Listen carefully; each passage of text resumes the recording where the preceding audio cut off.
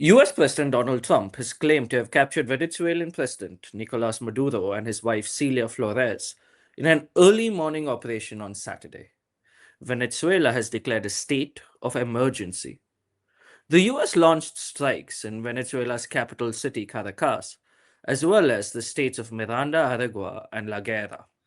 President Trump announced the successful completion of these airstrikes in a post on the social media platform X. Nicolas Maduro, the president of Venezuela, had earlier called for an armed struggle which includes the full mobilization of the Venezuelan people and its armed forces to guarantee the sovereignty of the country. Tensions between the US administration and Maduro have been increasing in the last few months. The US has been seizing oil tankers asserting that they carry Venezuelan crude, threatening Venezuela for supporting drug smuggling. The US has attacked many small vessels off the coast of the country. At least 115 people have been killed in these attacks on small vessels, according to media reports. The genesis of the crisis between the US and Venezuela started almost 3 decades ago with the election of Hugo Chavez as the president of the South American country in 1998. Chavez, the self ascribed leftist leader of Venezuela, once compared US President George W. Bush to Hitler and called for the banning of the celebration of Halloween due to it being a terror game imported from the US.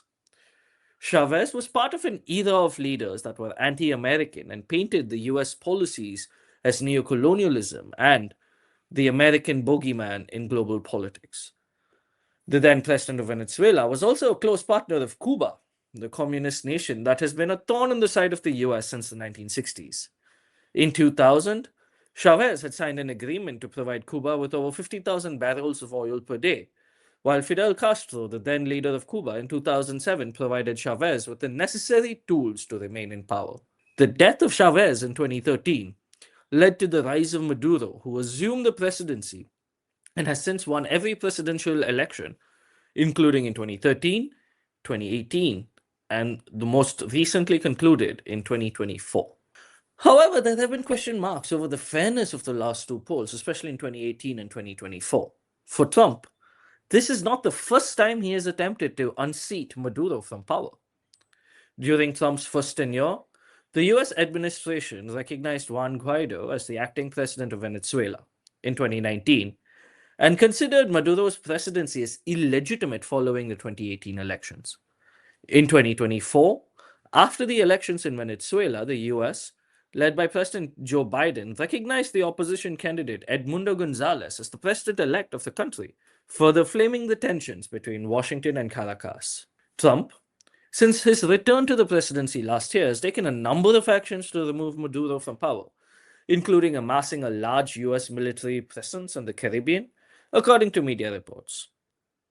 However, in the early hours of Saturday, the US struck across Venezuela, with Trump claiming to have captured Maduro and his wife and is currently moving them out of the country. Venezuela's Vice President Elsie Rodriguez has confirmed that Maduro's whereabouts are currently unknown and called on the US to produce proof of life.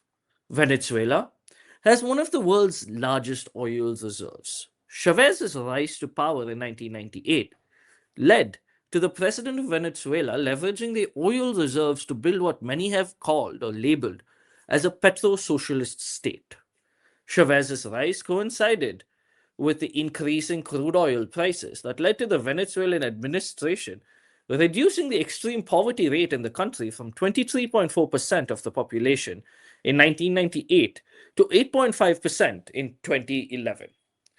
The Venezuelan reliance on oil saw the share of crude oil as total exports rise from about 71% in 1998 to nearly 98% in 2013 of its overall merchandise exports. The drop in global oil prices in 2014 led to a crash of the Venezuelan economy.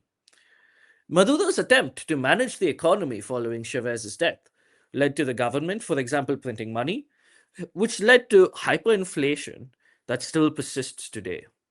Over 8 million Venezuelans are believed to have fled the country as the economic crisis deepened. At the same time, Maduro curtailed domestic opposition, with a number of opposition candidates being rejected from standing against him, for example, in the 2018 elections, as well as in the 2024 polls. Throughout the economic crisis, Maduro has continued to blame the US for the struggles of the country. The results of the 2018 elections, for example, were widely rejected, with Trump recognizing Juan Guaido as the acting leader of Venezuela. In his first term, Trump imposed a maximum pressure campaign against Venezuela, imposing sanctions on the country's export of oil.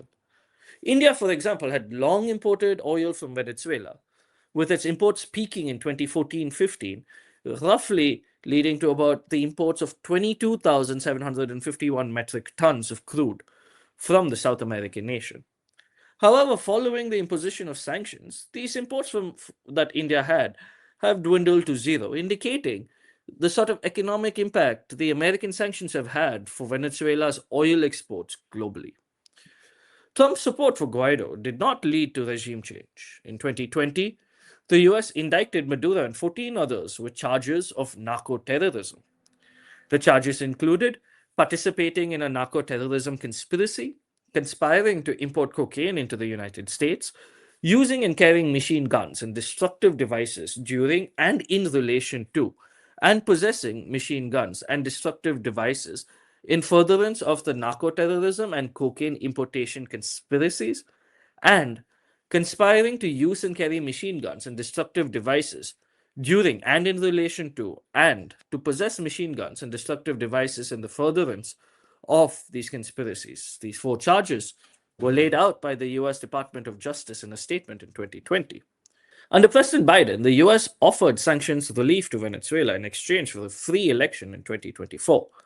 However, the polls were not considered free and the sanctions were snapped back into effect. Trump's return to power in 2025 saw the US enforce the maximum pressure campaign once again. The US president, for example, has alleged that Maduro leads a drug cartel called the Cartel of the Suns, or in Spanish, Cartel de los Soles. However, the existence of this organization and the description of the organization may not exist as it's widely believed, according to reports from the New York Times. In fact, this term is used by Venezuelan soldiers as a moniker for those amongst them that have links to alleged drug smuggling. Despite US pressure, Venezuela was able to maintain some semblance of its economy through the support of countries such as China and Russia. Moscow has reacted with concern to the current situation. President Donald Trump is set to address the nation at 11 a.m. US time from his club Mar-a-Lago in Florida, where he currently is. That's all from me today. Thank you.